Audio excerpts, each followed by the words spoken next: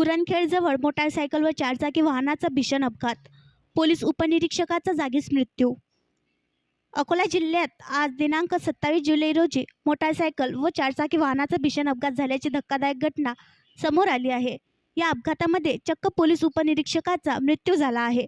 मिळालेल्या माहितीनुसार बोरगाव मंजू येथे पोलीस उपनिरीक्षक पदावर कार्यरत असलेले राजेंद्र मदन मोरे हे राष्ट्रीय महामार्गावर आज 5 वाजता आपल्या 2 चाकी MS-37 AB 4965 वाहनाने बोरगाव मंजू पोलीस ठाण्यातील तपासाकरिता जात होते. तसेच दुसऱ्या दिशेने येणारे चारचाकी वाहन MS-30 P 2788 या कारने कुरणखेडजवळ त्यांच्या 2 चाकी वाहनात जबर धडक दिली.